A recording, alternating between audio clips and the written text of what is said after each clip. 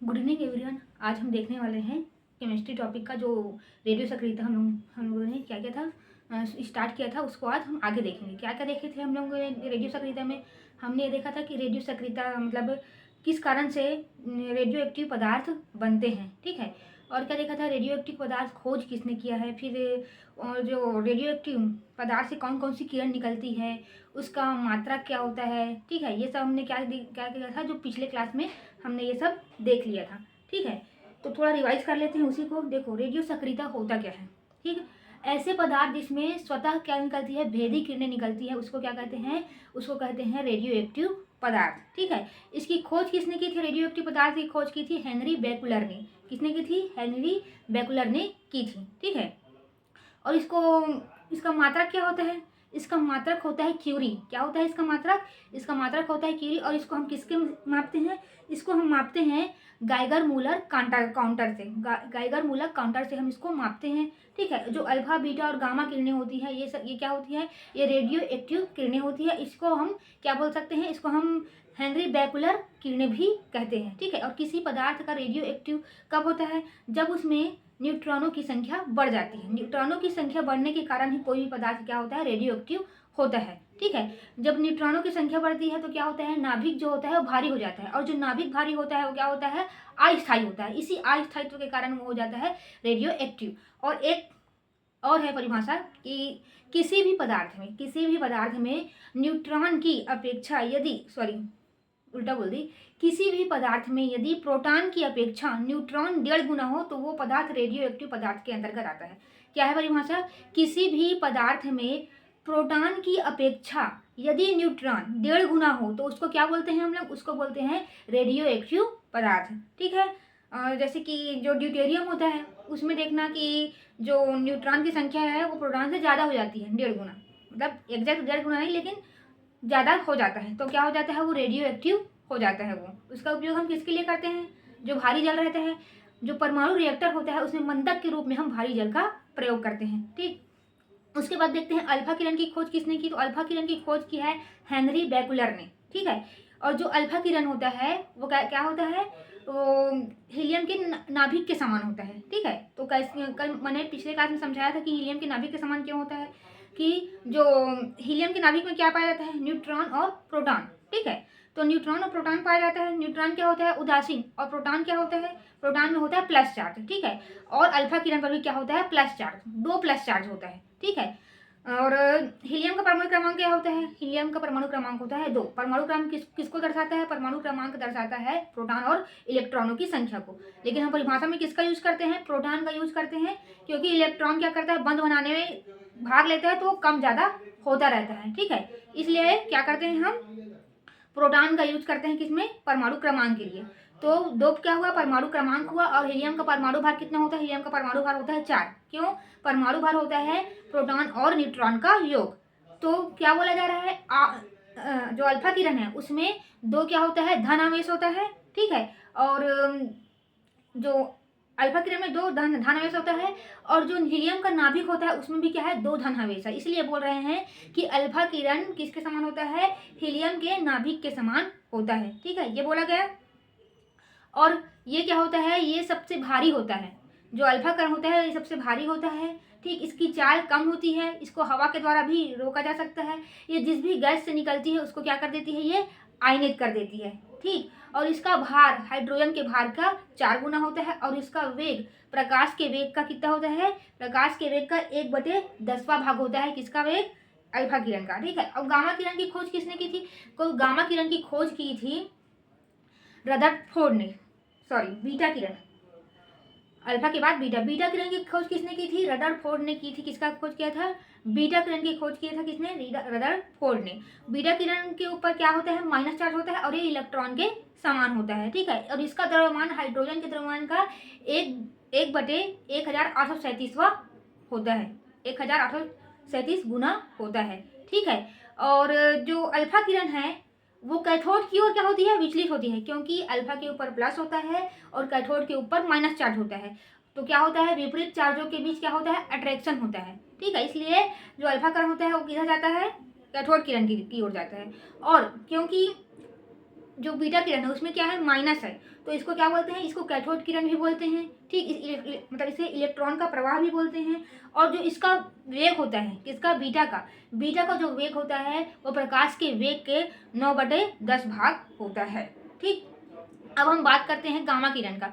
तो गामा किरण की खोज किसने की, तो गामा किरण की खोज की है बिलियर्ड ने। ठीक, किसने की है खोज, बिलियर्ड में। और जो गामा किरण होता है वो क्या होता है, विद्युत चुंबकीय और उदासीन होता है। ठीक, और इसकी भेदन क्षमता, इसकी ऊर्जा, इसकी आवृत्ति सर्वाधिक होती है। और इसलिए इसका प्रयोग किसमें किया जाता है, एमआरआई मशीन के माध्यम से जो बीज भंडार होता है उसको, बीजों को सुरक्षित रखने के लिए एमआरआई मशीन से गामा किरणें छोड़ते हैं, और गामा किरणें जितने भी कीट रहते हैं, कीड़ा रहता है, उसको मार देता है, और इस प्रकार बीज जो रहता है वो क्या होता है, सुरक्षित रहता है। अब हम आते हैं, आज का जो टॉपिक है क्या, समूह विस्थापन। ठीक है, तो समूह विस्थापन का जो सिद्धांत है वो किसने दिया था, तो समूह विस्थापन का जो सिद्धांत है वो दिया था सोडी और बैजान और रसल।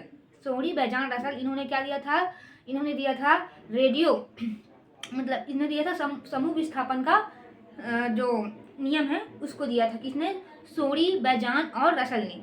इन्होंने 4 सिद्धांत दिए। तो पहला सिद्धांत यह है, जब किसी भी पदार्थ से गामा किरणें निकलती है, किसी भी पदार्थ से गामा किरणें निकलती है तो उसके परमाणु क्रमांक और परमाणु द्रव्यमान दोनों में कोई परिवर्तन नहीं होता। ये क्या था, पहला नियम। दूसरा नियम क्या होता है, जब किसी भी पदार्थ से अल्फा किरण निकलती है, जब किसी भी पदार्थ से क्या होता है, अल्फा किरण निकलती है, तो जो पदार्थ है उसके परमाणु क्रमांक जो होता है वो 2 अंक पीछे हटता है, और जो परमाणु द्रव्यमान होता है वो 4 अंक क्या होता है, पीछे हट जाता है। ठीक, ये क्या है, अल्फा के लिए है। अब बीटा, किसी भी पदार्थ जब बीटा किरण निकलती है, किसी भी पदार्थ जब बीटा किरण निकलती है तो क्या होता है, जो परमाणु क्रमांक होता है वो 1 अंक आगे बढ़ता है, लेकिन परमाणु द्रव्यमान में कोई भी परिवर्तन नहीं होता। ठीक, ये हो गया। अब देखते हैं जो 3 नियम हो गया, एक गामा के लिए, एक अल्फा के लिए, एक बीटा के लिए। चौथा नियम है, जो रेडियो एक्टिव पदार्थ होते हैं ना, वो अल्फा, बीटा, गामा किरणों का उत्सर्जन करके अब हमें अंतिम अवस्था में पहुंचते हैं तो किसका रूप ले लेते हैं, सीसा, लेड का रूप धारण कर लेते हैं, और यह क्या होता है, यह एक स्थायी रूप होता है। ठीक, ये हुआ।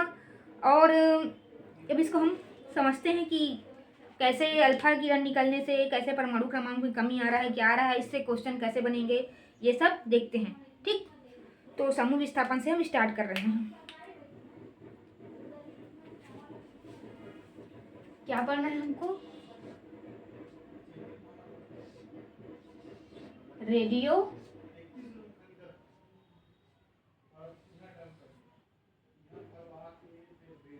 सक्रियता।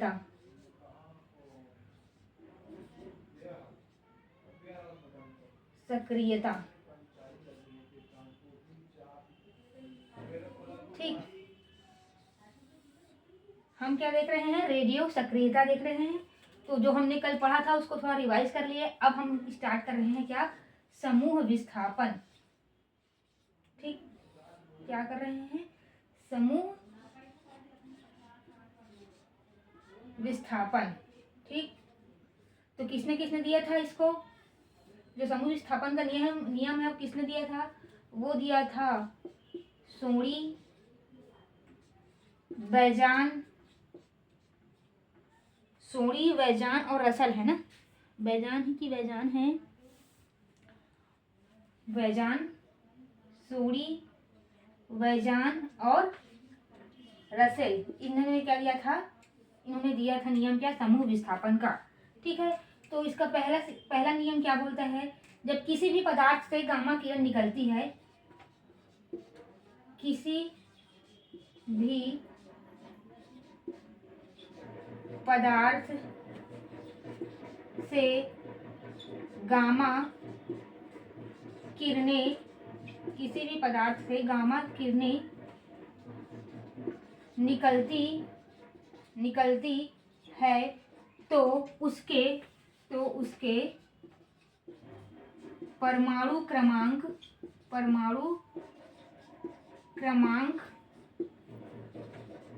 और परमाणु भार में कोई भी अंतर नहीं होता है। क्या नहीं होता है, कोई भी अंतर नहीं होता है। ठीक, ये हो गया पहला नियम। इसका स्क्रीनशॉट आप लेना चाहे तो ले ले, फिर मैं दूसरा नियम बता रही हूँ। ठीक है,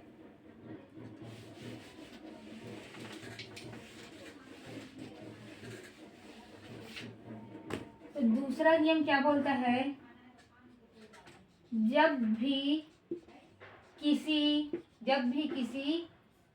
पदार्थ से अल्फा किरण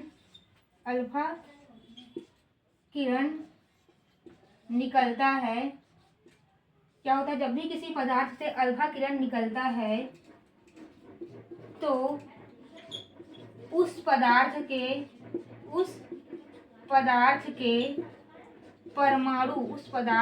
परमाणु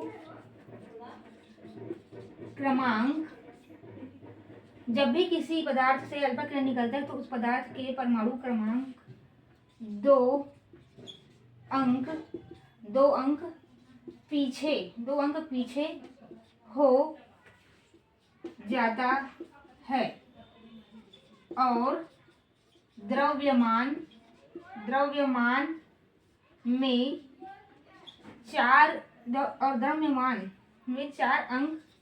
है और द्रव्यमान में चार अंक पीछे हो जाता है। क्या बोल रहे हैं, जब भी किसी पदार्थ से अल्फा किरण निकलती है तो उस पदार्थ के परमाणु क्रमांक 2 अंक पीछे हो जाते हैं और द्रव्यमान में 4 अंक पीछे हो जाते हैं। ठीक है, अब देखते हैं, ये है क्या, यूरेनियम का परमाणु क्रमांक कितना होता है, 92। ठीक है, और परमाणु भार कितना होता है, तो परमाणु भार होता है 235। ठीक, परमाणु भार कितना होता है, 235। अब देखते हैं, अब इसमें से हम एक अल्फा किरण निकालेंगे। ठीक है, एक अल्फा किरण निकला तो हम क्या कहेंगे, द्रव्यमान में कितनी की कमी होती है, द्रव्यमान में 4 की कमी होती है, परमाणु क्रमांक में 2 की कमी होती है। ठीक है, तो 92 में से देखो यूरेनियम से एक अल्फा कण निकल गया, तो एक अल्फा कण निकला तो परमाणु क्रमांक में कितने की कमी, 2 की कमी। ठीक है, तो परमाणु क्रमांक में 2 की कमी होगी, मतलब ये 92 क्या हो जाएगा, 90। और जो द्रव्यमान है उसमें क्या बोल रहा है, 4 अंक पीछे हो जाता है, 4 अंक पीछे हो जाता है, मतलब ये हो जाएगा 231। मतलब 235 में से हम क्या घटाएंगे, 4 घटाते हैं। ठीक है, 235 में से 4 घटाएंगे, 5 में से 4 जाएगा 1, कितना आएगा, 231। ठीक, समझ में आया आप लोगों को। एक अल्फा कण निकलेगा तो परमाणु क्रमांक में 2 की कमी होगी, तो 2 की कमी कर दिए, 92 में 2 की कमी करेंगे तो 90 आएगा। और एक अल्फा कण निकलने पर द्रव्यमान में 4 की कमी होगी, तो क्या करेंगे, 235 में से हम 4 घटाएंगे, कितना आएगा, 231। ठीक, ये हुआ। अब हम बीटा कण का देखते हैं, इसका स्क्रीनशॉट लेना चाहे तो आप ले लें।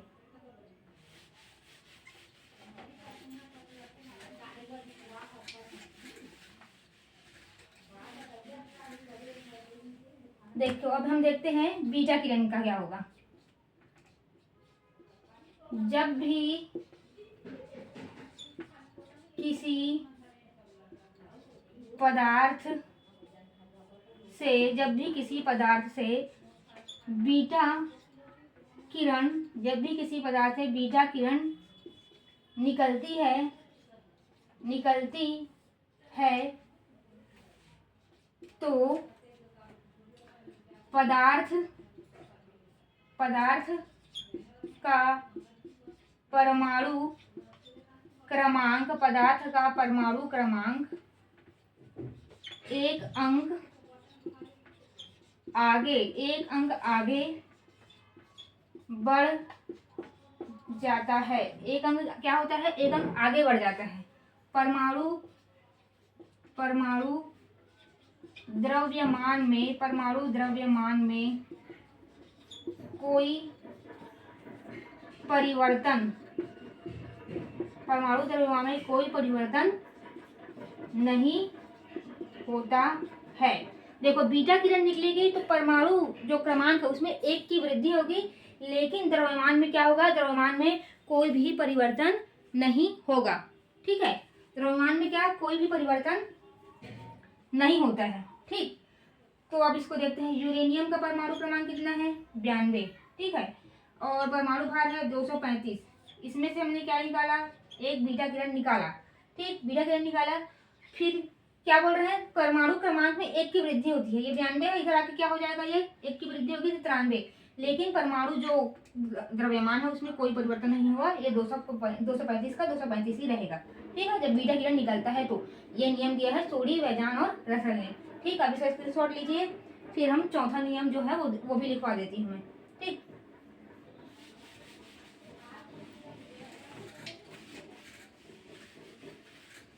देखो जो चौथा नियम क्या बोलता है, किसी भी रेडियो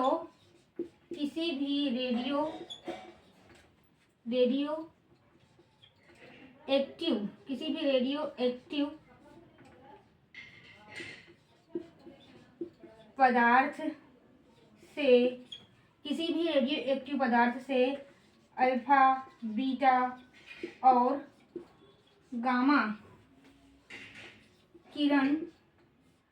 गामा किरण उत्सर्जित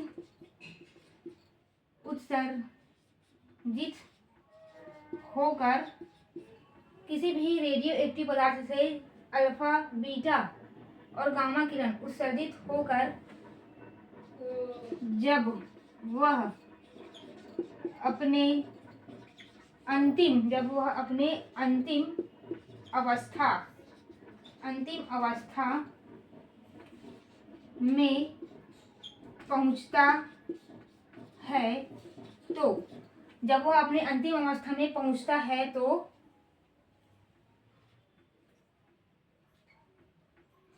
वह लेड, किसका, लेड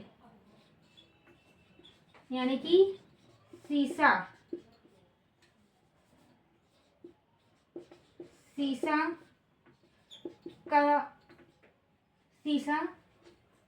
पहुंचता है तो वह सीसा का रूप ले लेता है, शीशे का रूप ले लेता है। यह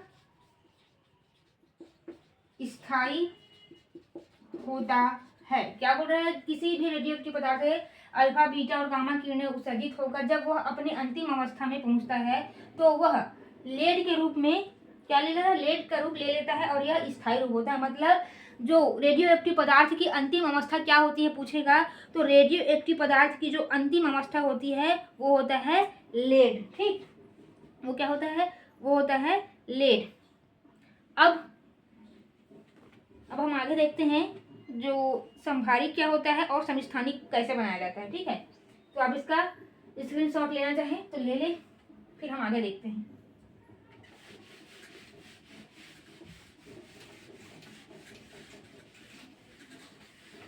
क्या बोला जा रहा है, देखो संभारिक क्या करना है, संभारिक बनाने के लिए हमको एक बीटा किरण निकालना होता है तो क्या बन जाएगा, संभारिक बन जाएगा, ठीक। लेकिन समस्थानिक बनाने के लिए एक अल्फा किरण और दो बीटा किरण निकालते हैं, ठीक है। तो मैं इसको उदाहरण से आपको समझाऊंगी तो आपको समझ आएगा कि मैं क्या बोल रही हूँ। कि संभारिक बनाने के लिए हम एक अल्फा किरण निकालते हैं, क्या बनाने के लिए, संभारिक बनाने के लिए हम, सॉरी अल्फा नहीं, संभारिक बनाने के लिए हम एक बीटा किरण निकालते हैं और समस्थानिक बनाने के लिए हम एक अल्फा और 2 बीटा किरण निकालते हैं, ठीक। तो उसको मैं बता रही हूँ आपको। संभारिक, ठीक,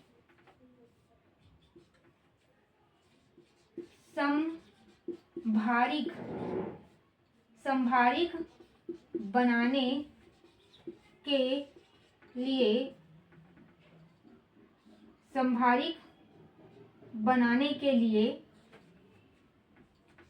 एक बीटा किरण क्या करते हैं, निकालते हैं। संभारिक बनाने के लिए एक बीटा किरण निकालते हैं।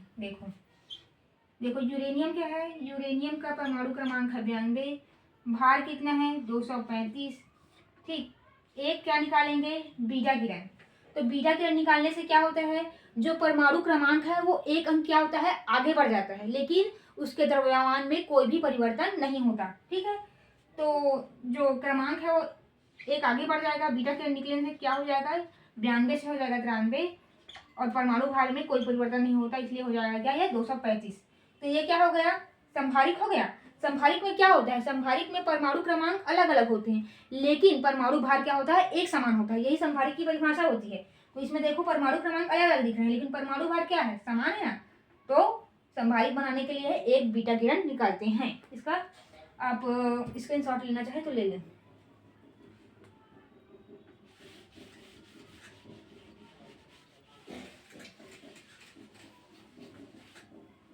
अब हम देखते हैं समस्थानिक।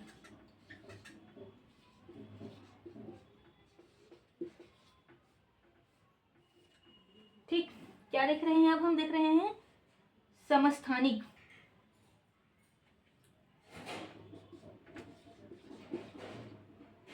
समस्थानिक समस्थानिक बनाने के लिए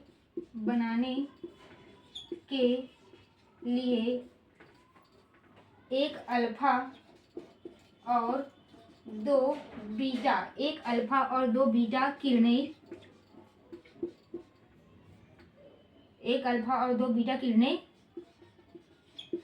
निकालते हैं। देखो समस्थानिक बनाने के लिए क्या करते हैं, एक अल्फा और दो बीटा किरणें निकालते हैं। तो यूरेनियम का परमाणु क्रमांक होता है 92, परमाणु भार होता है 235। ठीक, पहले हम निकालते हैं एक अल्फा किरण। एक अल्फा किरण निकालेंगे तो परमाणु क्रमांक में 2 की कमी आएगी, तो ये हो जाएगा 90, और परमाणु भार में 4 की कमी आएगी, तो ये हो जाएगा 231। अब हम निकालेंगे क्या, बीटा किरण। बीटा किरण निकालने से परमाणु द्रव्यमान में कोई अंतर नहीं आता है, परमाणु क्रमांक एक अंक आगे बढ़ जाता है, तो ये हो जाएगा 91 और ये हो जाएगा 235। फिर से एक बीटा किरण निकालेंगे तो ये क्या हो जाएगा 92 और ये हो जाएगा 235, सॉरी ये 231 और ये 231। ठीक, क्योंकि एक अल्फा किरण निकला है तो क्या हुआ है, परमाणु क्रमांक में 2 की कमी आई तो 90, और परमाणु भार में 4 की कमी आई तो 231। बीटा किरण निकलता है तो परमाणु क्रमांक में 1 की वृद्धि होती है, तो 91। परमाणु द्रव्यमान पर कोई अंतर नहीं आता, इसलिए वो 231 ही रहेगा। फिर एक बीटा किरण निकलेगा तो क्या हो जाएगा, परमाणु क्रमांक में 1 की वृद्धि होगी, तो ये हो जाएगा क्या 92, और परमाणु क्रमांक में कोई अंतर नहीं आएगा, तो ये 231 ही रहेगा।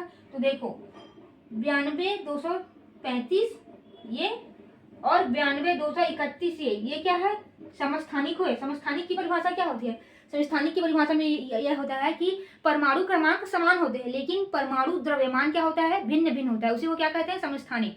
ठीक, तो इसमें देखो परमाणु क्रमांक समान है, इसका भी 92 है और इसका भी 92 है, लेकिन भार इसमें देखो 235 है और इसमें क्या है 231 है, तो ये क्या हो जाएगा, समस्थानिक। ठीक, तो इसका भी स्क्रीनशॉट आप लेना चाहें तो ले लें।